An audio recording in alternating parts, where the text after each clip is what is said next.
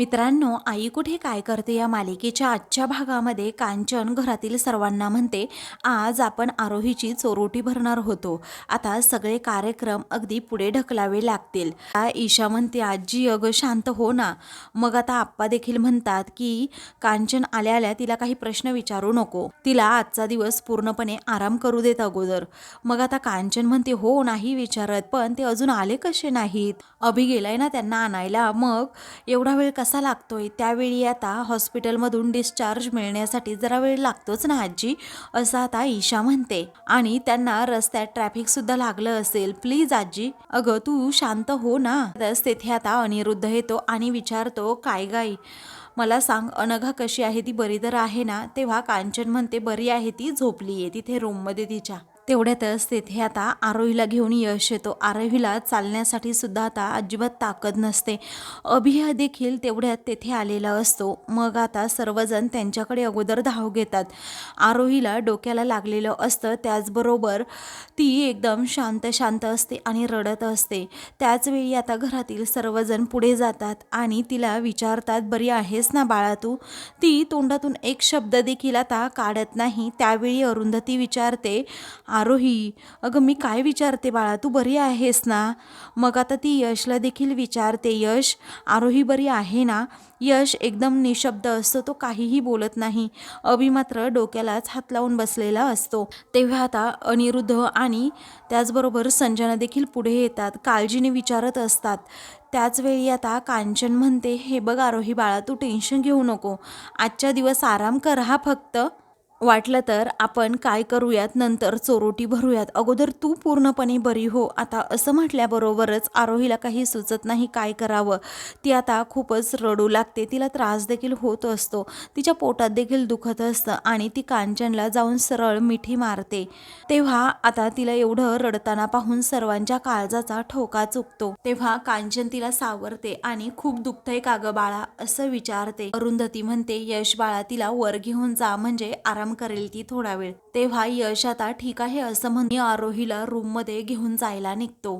तेव्हा ते दोघेही आता तेथून गेल्यानंतर मग कांचन अभिला विचारते, अरे काय झालं बाळा, ती एवढी का रडत होती, सांग ना पटकन. अरे डॉक्टर काय म्हणाले, तू काहीतरी बोल ना प्लीज. तेव्हा सर्वजण एकदम टेन्शनमध्ये असतात, कारण आरोही एवढी का रडतीये आणि अभिही काही बोलत नाहीये, यश देखील काहीच बोलत नसतो. म्हणून सर्वजण आता खूप टेन्शनमध्ये आलेले असतात. तेव्हा अरुंधती पण म्हणते, अभि अरे बोल ना बाळा काहीतरी. तेव्हा अभि आता पुढे सांगू लागतो, आजी अगं आरोहीला ॲक्सिडेंटमध्ये खूप लागलंय, म्हणजेच मुकामार खूप लागला आहे आणि त्यात तिचं बाळ, असं म्हणून तो एकदम थांबतो. तेव्हा घरातील सर्वांना प्रचंड धक्का बसतो. सर्वजण धक्क्यानेच आता एकदम कोसळून जातात. त्यावेळी आता कांचन रडते आणि म्हणते, नाही असं नाही होऊ शकत. आता सर्वजण खूपच रडू लागतात. कुणाला काही सुचत नाही काय बोलावं, कारण सर्वांची अशी मनस्थिती झालेली असते की आरोहीचं बाळ गेलं, आपण काय ठरवलं होतं आणि काय झालं. आता कांचन खूप रडत असते, सर्वजण तिला सावरतात. अनिरुद्ध देखील रडत असतो. इकडे आता आरोही ही रूममध्ये येते. यश तिला घेऊन आलेला असतो. दोघेही एकमेकांबरोबर काहीही बोलत नसतात, एकदम शांत शांत असतात. त्या दोघांनाही काही सुचत नसतं. त्याचवेळी आता आरोहीला खूप त्रास होत असतो बेडवर बसण्यासाठी. मग आता यश हळुवारपणे तिला बेडवर बसायला सांगतो. तिची तो खूप काळजी घेत असतो. आरोही मात्र अजूनही रडत असते. त्यानंतर आता तिला घरातील सर्वांचं बोलणं आठवत असतं की जेव्हा मला प्रेग्नेन्सी राहिली तेव्हा घरातील सर्वजण खूप खुश होते. सर्वांना काय करू आणि काय नाही असं झालं होतं. अनघा, त्याचबरोबर अरुंधती आणि मग कांचन देखील, हे सर्वजण किती खुश होते माझ्यासाठी. त्यांनी खूप काही स्वप्न रंगवली होती. माझ्या बाळाला हे, माझ्या बाळाला ते, हे सारखं ते म्हणायच्या. त्याचबरोबर अनघाने माझ्या बाळासाठी जानकीची जुनी कपडेसुद्धा काढून ठेवली होती. मग आता हे सगळं काही आठवून आरोहीला खूप त्रास होत असतो आणि ती आता लगेच ती कपडे हातात घेते आणि म्हणते, यश हे सगळं किती छान होतं रे, म्हणजे बघ ना तू, अरे किती आठवणी होत्या आपल्या आपल्या याबद्दल असं म्हणून ती खूप रडू लागते. तेव्हा यश देखील आता खूप रडतो आणि आरोहीला जवळ घेत म्हणतो, तू स्वतःला असा त्रास करून नको घेऊस आरोही. आता तुझी तब्येत सर्वात जास्त महत्त्वाची आहे आम्हा सर्वांसाठी. त्यामुळे प्लीज तू एकदम शांत राहा आणि अजिबात टेन्शन घेऊ नको. दोघेही आता खूप रडत असतात एकमेकांना मिठी मारून. तो आता तिला समजावतो, आरोही अगं आता जे काही घडून गेलंय ते आपल्याला बदलता येणार आहे का? नाही ना. मग आता तू शांत राहणं सर्वात जास्त महत्त्वाचं आहे. तुझ्या आरोग्यावर त्याचा परिणाम व्हायला नको.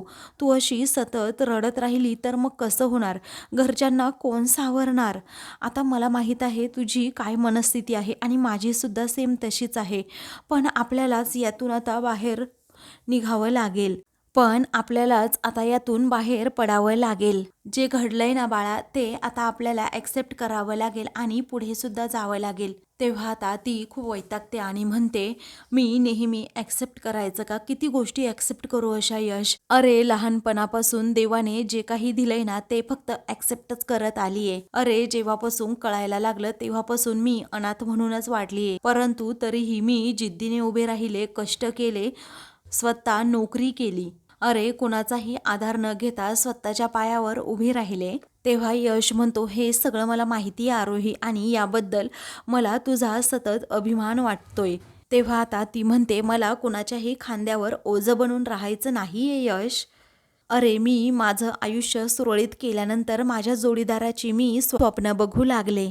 अरे फक्त लहानपणापासून मला एकच नेहमी वाटायचं, माझं असं कुणीतरी असावं, ते पण माझ्या स्वतःच्या हक्काचं, आणि मला माझं असं कुटुंब मिळावं, माझं हक्काचं घर मिळावं. पण बघ ना, ज्याच्यावर जीवापाड प्रेम केलं तोही पळकुटाच निघाला आणि कुणाच्याही वाट्याला येऊ नये एवढा भयानक प्रसंग माझ्या वाट्याला आला. त्यातनं कसं बसं बाहेर आली रे मी. त्यावेळी माझी काय अवस्था होती हे मी तुला नाही सांगू शकत यश. तेव्हा आरोहीला होणाऱ्या वेदना यशला जाणवत असतात. तो म्हणतो की आरोही प्लीज तू त्या भयानक प्रसंग आता डोळ्यासमोर आणूच नको. तू फक्त शांत राहा आता. आणि मला माहीत आहे ग, हे सगळं खूप भयान होतं तुझ्यासाठी. त्यामुळे प्लीज आता त्या सगळ्याचा विचार तू अजिबात करू नकोस आणि स्वतःचा त्रास करून घेऊ सुद्धा नकोस. मग आता आरोही रडतच म्हणते, ऑलरेडी खूप त्रास होतोय मला यश, आणि या जखमांचा त्रास होत नाहीये मला. देवाने माझ्यावर केलेल्या अन्यायाचा मला त्रास होतोय. तेव्हा आता ती म्हणते, यश पहिल्यांदाच माझं कुणीतरी असणार होतं रे या जगामध्ये. माझ्या रक्ताचं, माझ्या हाडामासाचं माझं बाळ माझ्या पोटात वाढणार होतं आणि देवाने ते सुद्धा हिरावून घेतलं माझ्यापासून, असं म्हणून ती आता खूपच रडू लागते. आणि यशलाही तिची ही अवस्था पाहून खूप रडू येत असतं. यशने सुद्धा आपलं बाळ गमावलेलं असतं. तेव्हा तोही आता खूप रडतो, कारण त्याचीही बाळाबद्दल खूप काही स्वप्न असतात आणि ती सर्व स्वप्नभंग झालेली असतात. त्याच वेळी आता तो म्हणतो, बस झालं आरोही, प्लीज तू रडू नकोस ना गं. आणि तुला असं रडताना बघितलं ना आरोही, मला खरंच खूप त्रास होतो मग. तेव्हा आता आरोही म्हणते, कशी बसू रे यश मी शांत, आणि अजून काय काय सहन करू ते तरी सांग मला. अरे देव माझी एवढी परीक्षा का बघतोय? तेव्हा मला माझ्या प्रेमावरचा विश्वास पुन्हा आला रे. तेव्हा मला असं वाटायचं की आता सगळं काही अगदी छान होणार आहे. मला माझं हक्काचं कुटुंब मिळालं, माझी हक्काची माणसं मिळाली. मला वाटायला लागलं की आता माझी सगळी स्वप्न पूर्ण होणार आहेत. पण सगळं काही अगदी व्यवस्थित सुरू असताना हे मध्येच कसं घडलं कळतच नाही. तेव्हा आता ती म्हणते, माझ्या आयुष्याला माझीच दृष्ट लागली का? आता माझी ही स्वप्न कधीच पूर्ण होणार नाहीत का?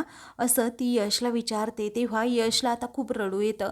मग तो आता आरोहीला समजावतो की आरोही प्लीज असं बोलू नको ना. हे बघ, तुला काहीही होणार नाहीये. आता तू या क्षणी तरी कोणताही विचार करू नकोस. बस झाला आता, तू जरा झोप बरं, असं म्हणून आता तो तिला झोपायला सांगतो.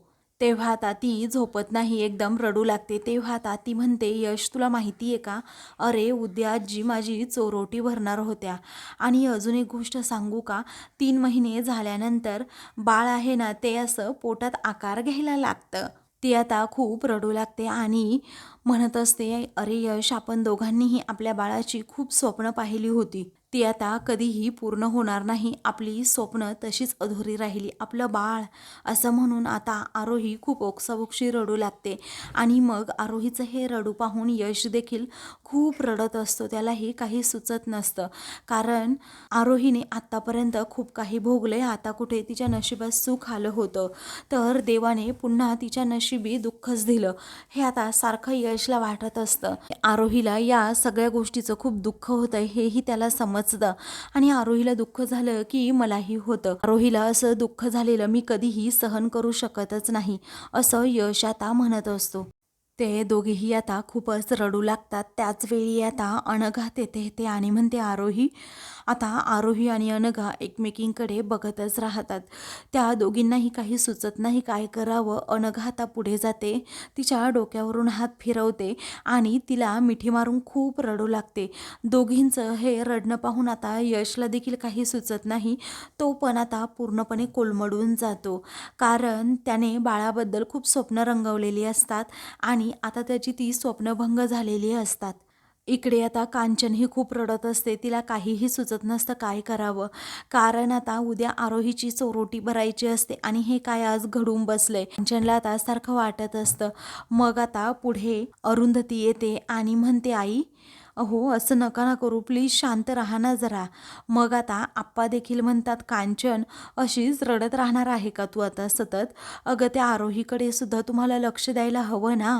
अरुंधती आपले कसेबसे अश्रू पुसते आणि म्हणते, आई चला ना आपण आरोहीकडे जाऊयात प्लीज. तेव्हा कांचन म्हणते, काय करू अगं, तिच्या जवळ जायची माझी हिंमतच होत नाहीये. अगं, बघितलंस ना काय अवस्था झाली आहे त्या मुलीची. काय नशिबात लिहून ठेवलंय तिच्यात काय माहीत. बघ ना, तिच्या नशिबात तरी काय वाढून ठेवलंय, काय लिहून ठेवलंय कळतच नाही. बिचारीने अजून किती दुःख भोगावं हेच समजत नाही. असं का घडलं याचाच विचार मी सतत करतीये. काय त्या बिचारीने एवढं पाप केलंय, तिला त्या पापांची शिक्षा मिळतीये. अगं, तिच्यासारखी मुलगी नाही दाखवायला, असं म्हणून आता कांचन ही अजूनच रडू लागते. आप्पांना लय खूप वाईट वाटत असतं. मग आता अरुंधती देखील खूप रडत असते आणि म्हणते, तिच्या पाठीमागचं हे दृष्टचक्र कधी संपणार आहे ना आई, काय माहीत. अहो, काय होऊन बसलं हो हे. आपण किती स्वप्न रंगवली होती आणि एका दिवसात होत्याचं नव्हतं, होऊन बसलंय हे सगळं काही. कांचन रडतच म्हणते, खरं आहे तुझं, किती स्वप्न बघितली होती त्या दोघांनी. तरी मला वाटत होतं अगं अरुंधती काहीतरी घडणार, कारण खूप अपशकुन होत होते आपल्या घरामध्ये. अगं, माझ्या मनामध्ये पाल चुकचुकत होतीच आणि मला वाटलं ना तेच घडलं. तेव्हा आता कांचन म्हणते, या सगळ्याला मीच कारणीभूत आहे. मी जर परमिशन दिली नसती तर बरं झालं असतं. तेव्हा आप्पा म्हणतात, असं नाही कांचन, अगं जे घडायचं ना ते घडणारच होतं.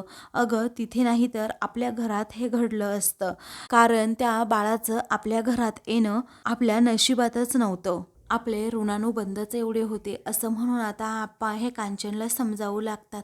मग आता तेवढ्यातच संजना तेथे जाते आणि त्यांच्याकडे पाहतच राहते. त्या कांचन म्हणते, यशचं चांगलं काही लोकांना बघवतच नव्हतं तसंही, आणि कसं आहे ना त्यांच्याही मनासारखं झालं शेवटी, असं म्हणून संजनाकडे खूपच रागात कांचन बघत असते. त्यावेळी आता अरुंधती देखील संजनाकडे पाहते. तेव्हा संजना आता पुढे येते आणि म्हणते, काय हो आई, हा टोमणा काय माझ्यासाठी होता का? अहो, मग सरळ सरळ बोला ना, जरा आडून आडून का बोलताय? तेव्हा कांचनला आता प्रचंड राग आलेला असतो, कारण संजनाने सकाळपासून 2 वेळा काही ना काही कारस्थान केलेलं असतं. म्हणूनच आता त्याचा राग कांचन काढत असते आणि म्हणते, मला काही कुणाची भीती आहे का? तेव्हा आता ती म्हणते, हो, आरोहीच्या बाळाला ना फक्त तुझीच दृष्ट लागली आहे, समजलं? तेव्हा माझा काय संबंध, असं आता संजना हसतच विचारते. मग आता तुझ्या भाषेशी माझ्या यशचं लग्न व्हावं असं तुला सतत वाटत होतं ना, आणि ते झालं नाही, म्हणून तुझीच दृष्ट लागली माझ्या आरोहीला, बाकी कुणाचीच नाही. आणि तूच सतत निगेटिव्ह बोलत होती, तूच सतत म्हणत होती की चोरोटी भरली जाणार का. बघ आता काय होऊन बसले तुझ्या तोंडामुळे. तेव्हा संजना आता पुढे म्हणते की यशसारख्या मुलाबरोबर माझ्या भाचीचं लग्न झालं नाही, त्यामुळे उलट मीच देवाचे आता आभार मानतीये. पण आरोहीच्या बाबतीत जे काही घडलं ना ते चांगलं नाही घडलं आणि हे जे काही घडलं ना ते सगळं माझ्यामुळे नाही तर अरुंधतीमुळे घडलंय. अहो ही काहीही सांगेल आणि तुम्ही लगेच तिचं तुम्ही तर एवढ्या जागरूक असता नेहमी. आरोहीचे 3 महिने पूर्ण व्हायच्या अगोदरच तुम्ही तिला ट्रॅव्हल करायला पाठवलं तरी कसं? अहो पहिले 3 महिने किती जपावं लागतं हे मी तुम्हाला सांगायला लागतं का? तुमचं डोकं नाही का एवढं? असं म्हणून आता संजना म्हणते तुमची नाही खरंच कमाल आहे. तेव्हा सर्वजण आता संजनाकडे पाहू लागतात. तेव्हा संजना आता उगीच आग लावून तेथून जाते. मग आता ती खूप रडू लागते. त्यावेळी कांचन देखील रडतच म्हणत असते की खरंच माझं चुकलं, मी कर्जतला जायला परमिशन द्यायलाच नको होती. तेव्हा आता अरुंधती म्हणते आई प्लीज तुम्ही असं रडू नका आणि स्वतःला दोष सुद्धा देऊ नका. अहो आरोहीने जर तुम्हाला अशा अवस्थेत पाहिलं तर तिला काय वाटेल आणि ती पूर्णपणे खचून जाईल. आता तिला आपल्या आधाराची गरज आहे. आपण तिला धीर द्यायला हवा, आधार द्यायला हवा. तेव्हा आप्पा देखील आता कांचनला समजावू लागतात की अगं तू कुणालाही दोष देऊ नको आणि त्या संजनाचं बोलणं मनावर घेऊ नको. ती किती फटकळ आहे तुला माहीत आहे ना. कधीतरी ती चांगलं बोलते का? नाही ना. मग तिच्या बोलण्याचा एवढा विचार करू नको. तेव्हा कांचन म्हणते तसं नाही हो, आपण आता जर आरोहीकडे गेलो तर तिची काय मनस्थिती असेल याचा विचारसुद्धा आपण करू शकत नाही. तेव्हा अरुंधती आता आपले अश्रू पुसते आणि म्हणते आई हे पहा माझं ऐका जरा, आपण आता खंबीर राहायला हवं आणि आपणच तिला एवढ्या मोठ्या संकटातून बाहेर काढायला हवं. तर आता ते सर्वजण ठरवतात काहीही झालं तरी आरोहीला धीर द्यायचा आणि खंबीरपणे तिला पुन्हा उभं करायचं. कारण आता आरोही पूर्णपणे खचून गेलेली आहे. कारण तिचं बाळ गेलंय आणि बाळ गेल्यामुळे तिला प्रचंड धक्का देखील बसलेला आहे. त्यामुळे अरुंधती आता कांचनला म्हणते आई प्लीज रडू नका ना. तुम्हाला सुद्धा आता असं रडताना तिने पाहिलं तर तिचा पूर्णपणे धीर खचून जाईल. मग आता इकडे अनघा ही किचनमध्ये येते. तेव्हा आता ती खूप रडत असते. तिला आता सगळे प्रसंग आठवतात. जेव्हा आरोही प्रेग्नेंट राहिली होती तेव्हा घरातील सर्वांना खूप आनंद झाला होता. आप्पा त्याचबरोबर कांचन, अरुंधती या सर्वांनी किती मोठ्या प्रमाणामध्ये आनंद सेलिब्रेट केला होता आणि आरोहीचं अभिनंदन केलं होतं. अभिसुद्धा काका होणार म्हणून खूप खुश होता. त्याचबरोबर कांचनने देखील समजावून सांगितलं होतं की जाताना इकडे कर्जतला जरा हळू जा, अजिबात गाडी फास्ट चालवू नका म्हणून. आणि त्याचबरोबर अगदी व्यवस्थित आरोहीची काळजी घेण्याची जबाबदारी फक्त माझ्यावर होती आणि माझ्यावर ही जबाबदारी असताना मी हे काय केलं असं आता अनघा स्वतःला दोष देत म्हणत असते. आता अनघाचं लक्षच नसतं की मी गॅसवर काय ठेवलंय. ती आता खूपच रडत असते आणि स्वतःलाच दोष देत असते की आरोहीने जर सीट बेल्ट काढला नसता तर हे काही घडलंच नसतं असं तिच्या मनात आता सतत येत असतं. मग काही वेळानंतर अरुंधती तेथे येते आणि पटकन गॅस बंद करत दूध उतू जाण्यापासून वाचवते आणि त्याचबरोबर गॅस बंद करून लगेच अनघाला विचारते अगं काय झालं अनघा, तू हे काय करतेस, लक्ष कुठे आहे तुझं? मग आता ती रडते आणि म्हणते अगं ताई हे काय घडून बसलं मला कळतच नाहीये. अगं आरोही बघ ना किती खुश होती आणि तिच्या मैत्रिणींना ती भेटायला गेली, तिथे खूप गप्पा मारल्या, तिने काही खाल्लं पिल्लं. त्याचबरोबर तिच्या मैत्रिणींना नकळतपणे का होईना तिने ती गुड न्यूज सांगितली. तिच्या मैत्रिणी खरंच तिचं खूप अभिनंदन करत होत्या, कौतुक करत होत्या आणि त्यांनाही खूप आनंद झाला होता. सगळं काही अगदी व्यवस्थित चाललं होतं ग, व्यवस्थित घडत होतं आणि हे काय होऊन बसलंय आता असं आता अरुंधतीला ती म्हणते. त्यावेळी आता अरुंधती म्हणते बाळा तू अतिविचार करू नकोस ना प्लीज. अनघा म्हणते नाही ग ताई, माझ्या डोक्यातून हे प्रकरणच जात नाहीये. कारण यश आणि आरोहीने त्यांच्या बाळाची खूप स्वप्न रंगवली असतील, खूप स्वप्न पाहिली असतील आणि ती सगळी स्वप्नभंग झाली. अगं क्षणात हे काय होऊन बसलं ग, मला ना अशी आरोहीची अवस्था पाहवतच नाहीये आणि माझ्या हातून हे घडलंच कसं कळतच नाही. मी खूप छान ड्रायव्हिंग करते, तुलाही माहीत आहे ना ताई. तुला सुद्धा गाडी चालवायला मीच शिकवलं ना आणि मग मी असं कसं करेल ग ताई, सांग ना तूच. माझा असा अचानक गाडीवरचा कंट्रोल सुटलाच कसा मला कळतच नाही असं आता अनघा रडत रडत म्हणत असते. तेव्हा अरुंधती आपले अश्रू पुसते आणि म्हणते तुझ्या हातनं काहीही घडलेलं नाहीये. तेव्हा अनघा आता रडते आणि म्हणते, ताई तसं नाहीये, हे सगळं काही माझ्यामुळेच घडलंय. कारण आरोही आणि मी छान गप्पा मारत येत होतो. मला अशा तिच्या जुन्या आठवणी सगळ्या सांगत होती आणि अचानकच तिच्या पोटात खूप दुखायला लागलं. त्यामुळे ती कळवळली आणि खूप जोरात ओरडली. मी खूप घाबरले होते, मला तर काही सुचतच नव्हतं आणि अचानक माझा गाडीवरचा कंट्रोल सुटला असं म्हणून अनघा प्रचंड रडू लागते. तिला काहीही सुचत नाही. तेव्हा अरुंधती आता अनघाकडे पाहतच राहते. तर आता अरुंधती आणि अनघा या दोघीही खूपच रडू लागतात. काय करावं त्या दोघींनाही सुचत नसतं. कारण आरोहीवर एवढा मोठा प्रसंग आता ओढवलेला असतो. दुःखाचा डोंगर कोसळलेला असतो. मित्रांनो, पुढील भागामध्ये घरात कुणीतरी पाळणा आणून ठेवतं. तेव्हा आता सर्वजण विचारतात की हे असं काय घडलं, कुणी आणून ठेवला पाळणा? अरुंधती म्हणते, काय माहीत कुणी आणलाय. तर दुसरीकडे आता एक बाहुली ही यश आणि आरोहीच्या बेडवर तेथे झोपवलेली असते. मग आता ही आपली मुलगी आहे ना, असं आरोही विचारते. यश म्हणतो, नाही ग, ही आपली मुलगी नाही, ही तर बाहुली आहे. तेव्हा आता संजना म्हणते, कमी वेडे होते का आपल्या घरात, अजून एका वेडीची भर पडली. मग आता तुला शहाण्या माणसांबरोबर राहायचंय ना, तू इथून चालती हो बरं. यश रागातच म्हणतो. संजना त्या परिस्थितीतही म्हणते की आमचा आम्हाला हिस्सा द्या, आम्ही जातो. अरुंधती खूपच रागात तिच्याकडे पाहू लागते. अशाच मालिकेंचे पुढील भाग पाहण्यासाठी चॅनलला सबस्क्राईब करा.